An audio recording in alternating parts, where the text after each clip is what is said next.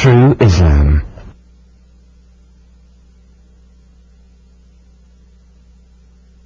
Myth. In the name of Allah, the Compassionate, the Most Merciful. In medieval times, the unwavering belief that the world was flat led to riots, isolation, and even death to those who dared contest this fallacy. Misconceptions and myths can be dangerous. Today, this same ignorance and intolerance has led to a backlash against Islam and Muslims.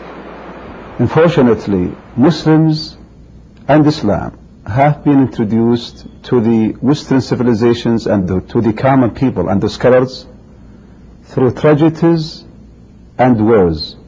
The Islamic religion has been hijacked by the terrorists.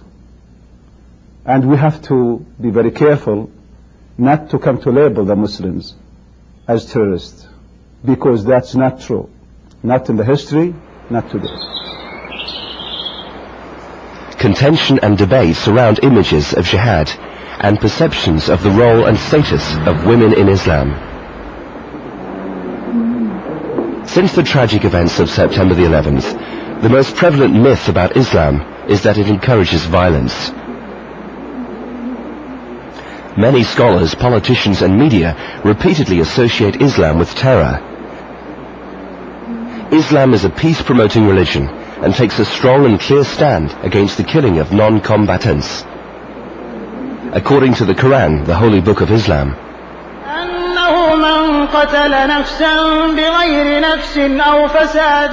if anyone killed a person not in retaliation of murder or to spread mischief in the land, it would be as if he killed all mankind. As with any society, not all citizens follow the codes and teachings of Islam. Fanatical interpretations of Islam are not representative of the religion and its teachings. The actions of a militant few can in no way represent the beliefs of over 1 billion people.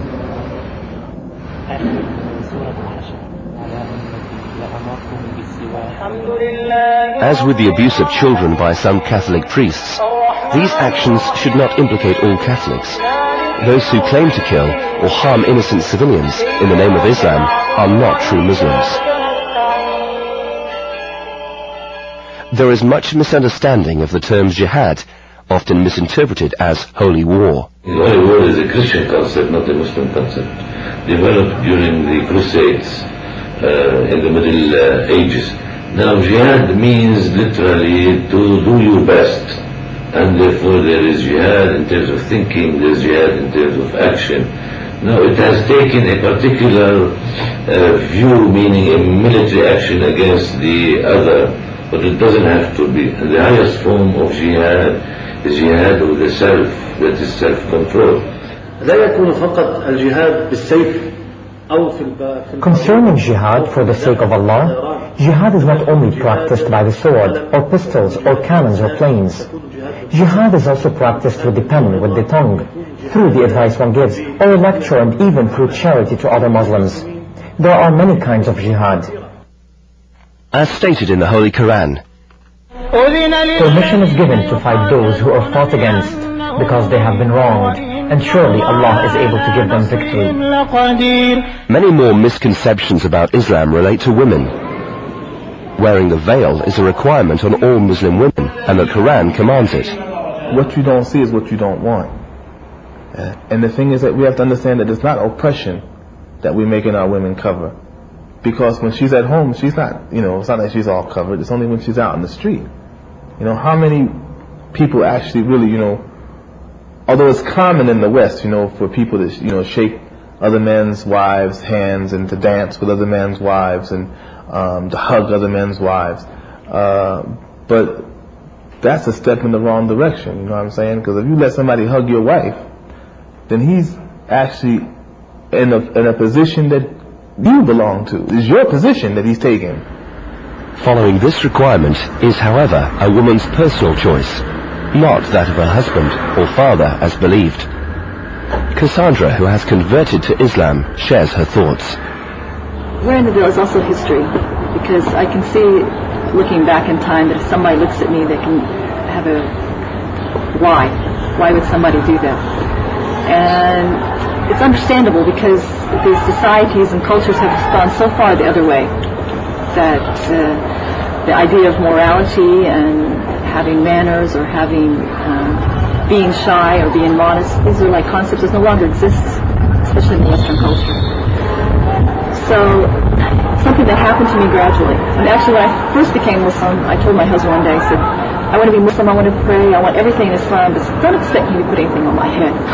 That's like, my own conceptions at that time were so far as like why it would be necessary. Because when somebody really believes, when they really say La ilaha illallah, Muhammadan Rasulullah, that's the first step.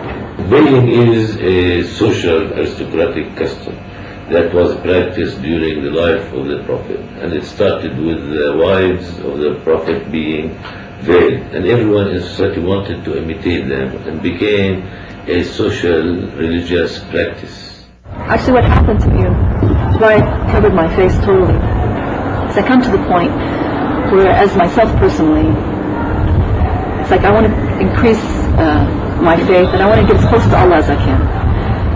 I can't memorize Quran. I mean, as maybe a Westerner, and the language is so far from me. So memorizing Quran and feeling that feeling is kind of hard for me. And even the language in Arabic, I don't know, as foreigners, we have a hard time reading books. So to me, it's like I want to do the Sunnah, and that's how I saw it first. It's like there's in Islam, the more we do Sunnah, the closer we get to Allah and His Prophet. Another highly critical issue surrounds Islam's concession to marry more than one wife. Although polygamy is permitted, most Muslims practice this in cases of extreme necessity, and even then, the Quran demands we conform to very strict conditions set by God. As stated in the Holy Quran, وَإِنْ خِفْتُمْ أَلَّا تُقْسِطُوا فِي الْيَتَامَى. And if you fear that you shall not be able to deal justly with the orphan girls, then marry women of your choice, 2 or 3 or 4. But if you fear that you shall not be able to deal justly with them, then only 1. أَوْ مَا مَلَكَتْ أَيْمَانُكُمْ. The option is still there, and this option has to be ordered in a very strict way, so men cannot misuse this option. Because originally it was allowed for causes such as sickness, war, death, and other things, so women could be taken care of in the absence of men.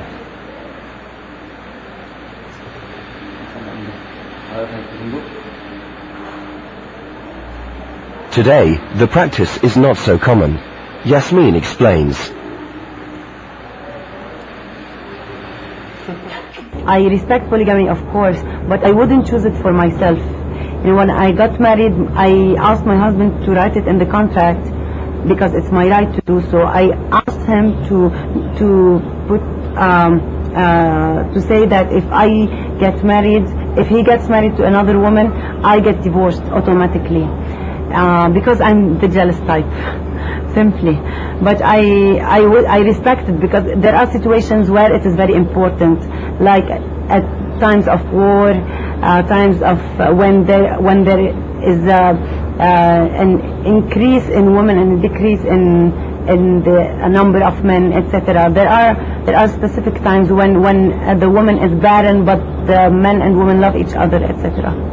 So there are specific cases where it really works. Although a woman has the right to marry only one man, when it comes to divorce, the Quran grants women the same rights as men. Although not encouraged, Islam does permit divorce on certain grounds. If the man is at fault and refuses to release his wife, she can demand a separation and bring an end to suffering a hostile relationship. While circumcision of men is mandatory, circumcision of women is not. Female genital mutilation is an unimaginable violation and is not an Islamic practice, as some may believe. It is based on social and cultural traditions rather than on religious teachings. Yana is a 25-year-old Christian woman from a village in North Africa. I was circumcised as a very young girl. It was common practice in my village. My mother would have been ostracized if she had tried to interfere or stop it from happening. I have been out of my country for 7 years now, and I have a daughter too, back home. And no, I did not have her circumcised. As with Yana, it is only through dialogue and education that misperceptions can be broken down and misunderstandings avoided.